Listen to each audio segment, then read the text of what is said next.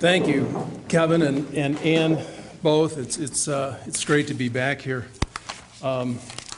Geez, I'm like those Saturday Night Live guys saying, "Oh, this is my second time here." You know? Well, it is. It's kind of the Fox Valley seal of approval. Third. Oh, okay. Well, you know, the Alzheimer's is kicking in. Well, tonight I would like to deliver kind of a six-word story sandwich. I'd like to read two flash fictions and then a couple of six-word stories in between to give it some pizzazz. The first story takes place down at North Avenue Beach, near where I grew up in Chicago. And I didn't realize when writing this story, but I think it's really about how people, especially men, maybe only men, are fascinated with strength and violence. And excuse my feeble attempt at a Middle Eastern accent as I go through here. It's called Frisbee. My son and I sat on the steps of the concrete ship at North Avenue Beach. We ate hot dogs bought at the concession stand. He talked about the lake, the gulls, and the volleyball players who dove through the air like Olympians, their glistening arms outstretched, fists clenched. In front of us, two Frisbee players hovered, Apollo and Zeus, throwing the discus straight as a kiss. My son stared at them as though statues above an altar. He asked why their chests were hairy and flat, not white and soft like mine. Then two short men, maybe Pakistani or Indian, with bulging muscles and snug bathing trunks, walked up. "It is a good throw," one of the men said, pointing at Apollo's Frisbee, which a shift in the wind had floated into a volleyball game. "I haven't seen you throw one yet," Apollo retorted. The foreigners positioned themselves not parallel to the Greek gods, but so their throws crossed paths, their Frisbee skidding onto the cement walkway or breaking up volleyball points. When one throw landed at Apollo's feet, he bent down, hurled it back, and said, "Harder than it looks." "I do not think so," the dark man said softly.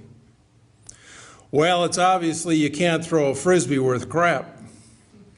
Apollo cocked his arm and bullseyed Zeus's gut.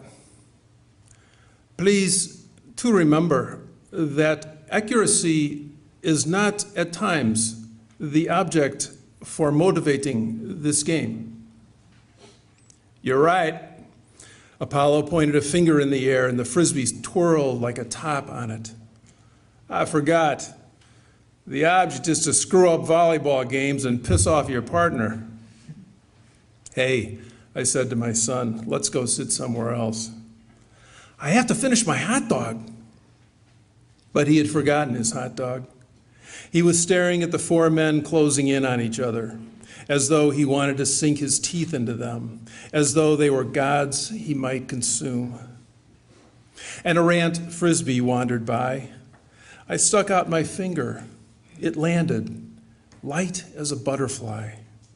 The trick was to slow it down while keeping it spinning, holding its motion aloft.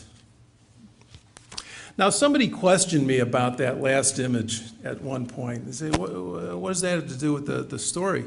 And I explained that, that balancing a Frisbee on your finger was like parenting. And I said, quote, "Keep the child upright and spinning by holding them firmly up while at the same time allowing them to spin on their own."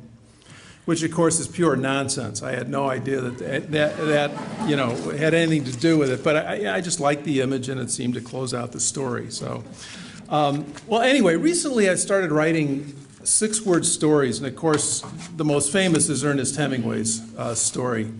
And his is "For Sale, Baby Shoes, Never Worn." And I also like Margaret Atwood's, the Canadian novelist. "Longed for him, got him, crap." So, the great thing about 6-word stories, if you don't like one, you don't have to wait long before another one comes around. So this is my story 1. Elevator rises to penthouse. Service lift. And story 2. Hello, darling, I want... You all ready? And story 3. I can't talk. Crystal, hear stepfather's footsteps.